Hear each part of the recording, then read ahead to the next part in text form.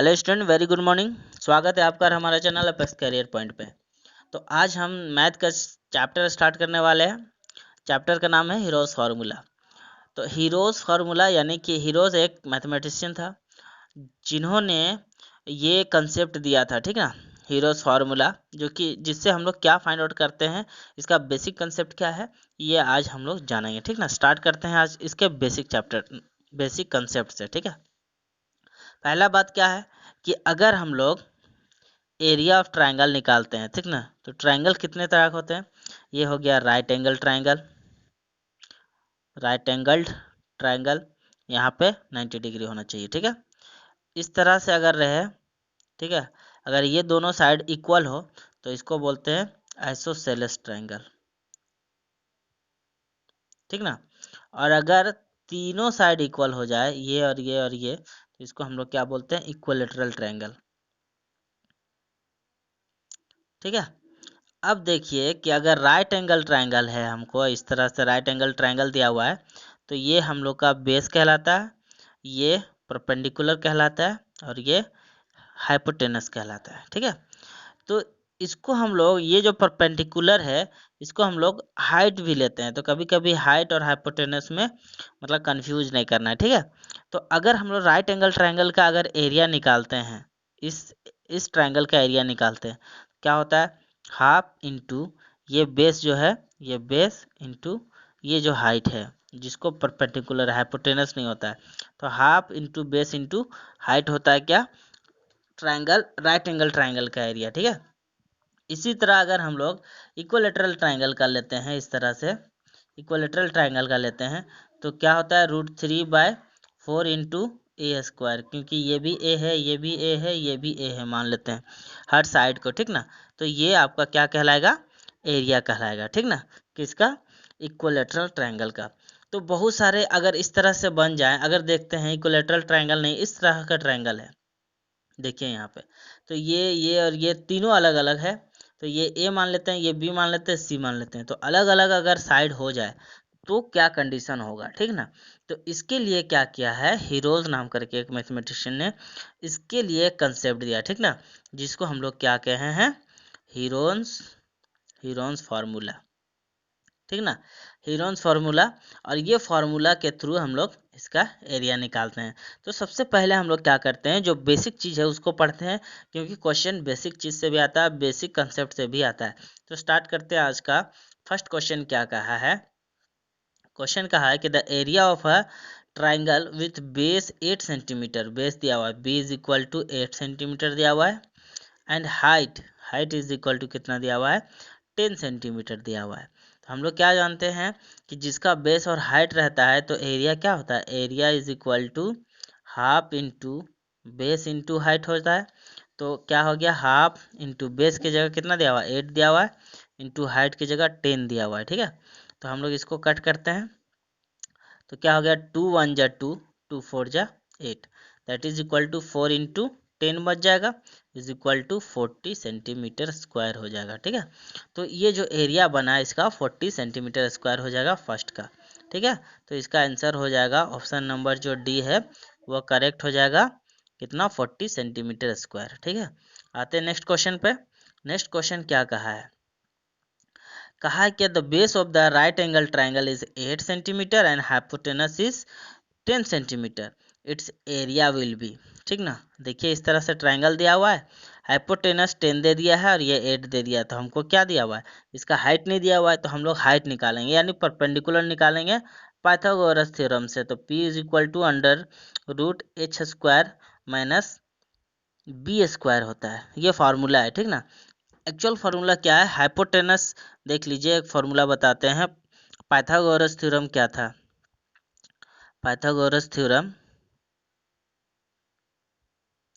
इस थ्योरम के माध्यम से हम लोग क्या जानते हैं, ठीक ना, क्या जानते हैं कि फार्मूला था P² plus B² is equal to H², ठीक ना। यही फार्मूला से हम लोग अगर B निकालना हो तो H² माइनस P² करके अंडर रूट कर देते हैं, और अगर P निकालना था तो B इधर ले जाते हैं। तो वही काम हम लोग कर रहे हैं, क्या कर रहे हैं, H² माइनस B² का अंडर रूट कर दे रहे हैं, तो P निकल जा रहा है, ठीक है।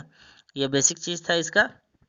चलिए h की जगह 10 दिया हुआ है तो 10 का स्क्वायर माइनस ये 8 दिया हुआ है b की जगह तो 8 का स्क्वायर अंडर रूट हो गया।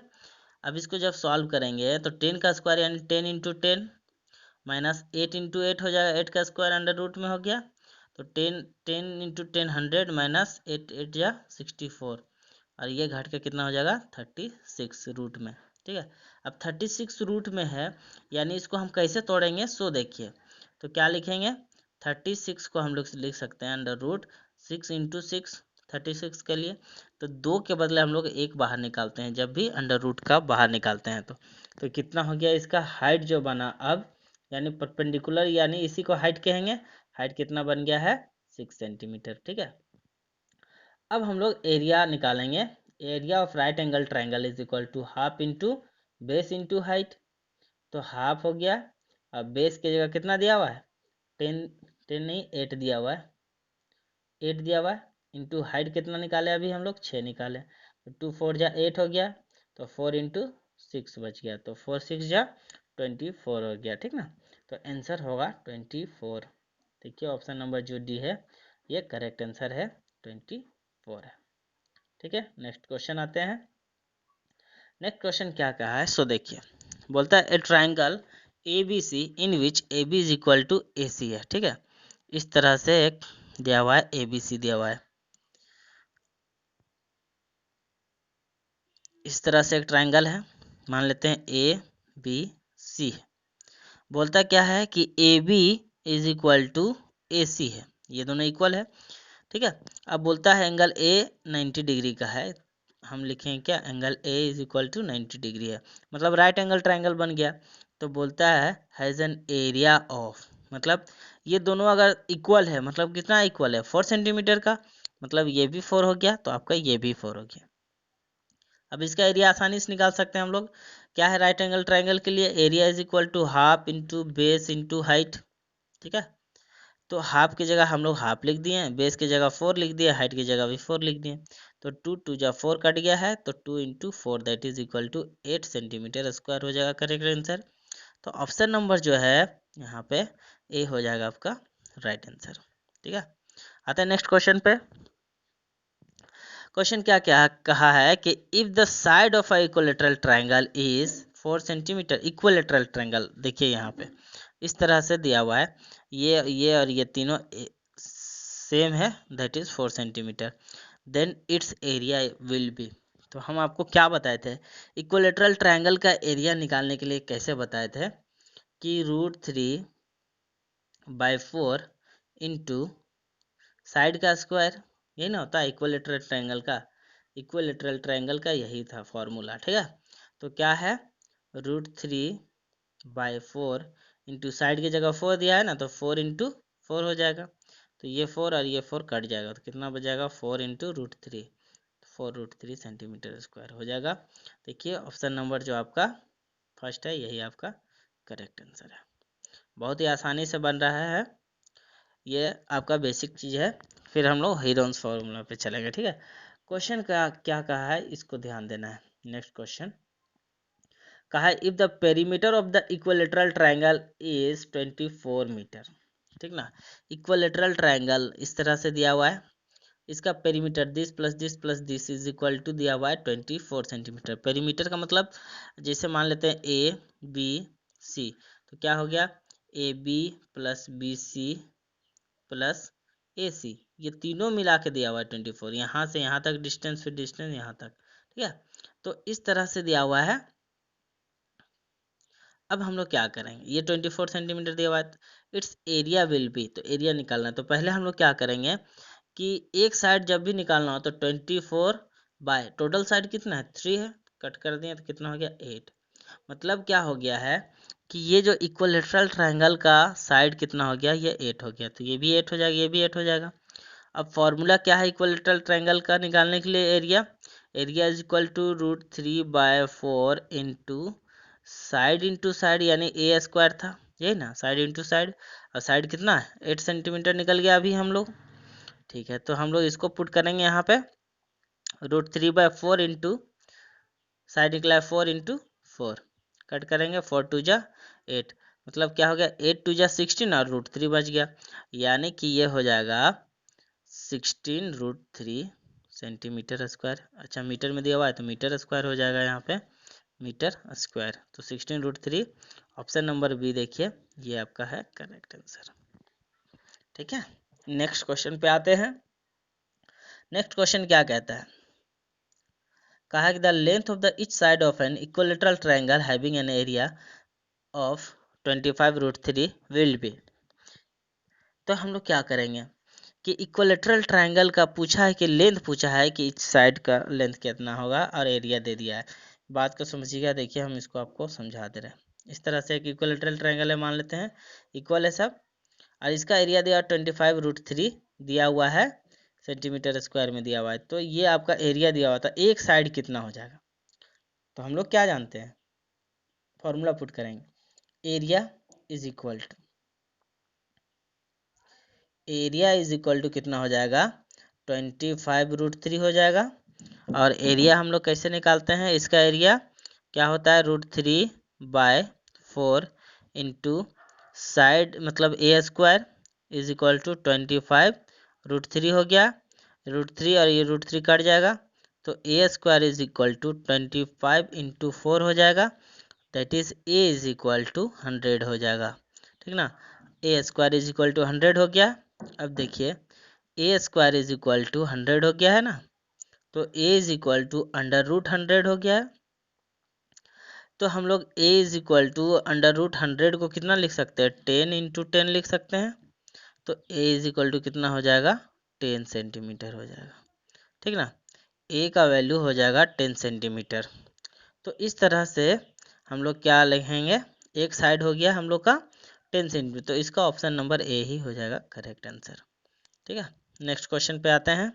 नेक्स्ट क्वेश्चन क्या कहा है, क्वेश्चन कहा है कि if the area of equilateral triangle is this equilateral triangle then the perimeter of a triangle is. अब देखते क्या है कि जब भी हम लोग क्या करेंगे, ये इक्विलेटरल ट्रायंगल है तो पेरीमीटर निकालने का मतलब क्या हुआ, मान लेते हैं ये ए है, बी है, सी है। अगर एक साइड पता चल जाए तो, क्योंकि इक्विलेटरल ट्रायंगल का ऑल साइड्स इक्वल होते हैं, तो एक साइड पता चल जाए तो हम लोग क्या लिखेंगे कि इसका एक साइड तो क्या लिखेंगे, a+a+a, यहाँ भी ए, यहाँ भी ए, यहाँ भी, सबको ऐड कर देंगे तो इसका पेरीमीटर निकल जाएगा। इसलिए हम लोग सबसे पहले क्या करेंगे, इसके साइड को निकालते हैं। तो साइड निकालने के लिए हम लोग एरिया इज इक्वल टू क्या होता है, देखिए एरिया इज इक्वल टू क्या होता है, area is equal to 363 root मतलब अच्छा √3 होगा, यहाँ पे √3 सेंटीमीटर स्क्वायर लिखने में गलती किया। ठीक है, तो एरिया यहाँ दिया हुआ है 363√3 इज इक्वल टू, अब हम लोग जानते हैं √3/4 a² होता है, तो इसका √3 कट जाएगा, तो क्या हो जाएगा, a² इज इक्वल टू 363 हाँ इंटू 4 हो जाएगा, ये 4 इसके साथ मल्टीप्लाई में हो जाएगा, फिर इसको अंडर रूट कर देंगे। ठीक ना,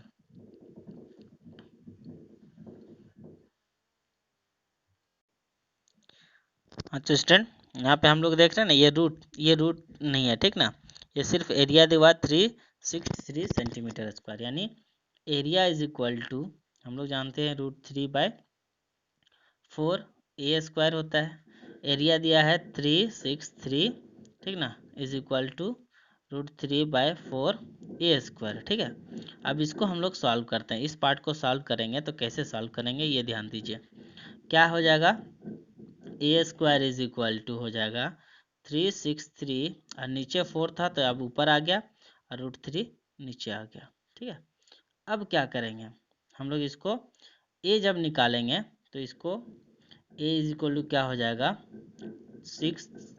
363 इंटू 4 बाय √3 का टोटल का मतलब रूट हो जाएगा, क्योंकि स्क्वायर था यहाँ पे, अब यहाँ के रूट में कन्वर्ट हो गया। ठीक है, अब यहाँ क्या करेंगे, देखिए 363 को हम लोग लिख सकते हैं कि 121 इंटू 3। ठीक ना, ये 363 को इंटू 4 बाय √3 लिख देंगे। ठीक है, अब जो है ये √3 देखिए, रूट जो पार्ट है, रूट वाला पार्ट इसके अंदर नहीं आएगा, ये रूट से बाहर में रहेगा, ठीक ना। ये रूट आपका यहाँ तक ही लिमिट रहेगा, ये रूट यहाँ तक नहीं आएगा। यानी कि क्या हो जाएगा आपका, देखिए यहाँ पे 121 इंटू 3 इंटू 4 हो जाएगा बाय √3 हो जाएगा, ठीक है। तो ये क्या हो जाएगा, ये आपका एरिया मतलब इसका एक साइड हो जाएगा, ठीक ना। अब क्या हुआ, 121 को हम लोग 11 इंटू 11 लिख सकते हैं, तो एक 11 बाहर कर दिए। अब 4 को क्या लिख सकते थे, 2 इंटू 2 लिख सकते थे, तो 2 को बाहर कर दिए, इंटू √3 हो गया यहाँ पे, डिवाइडेड बाय √3।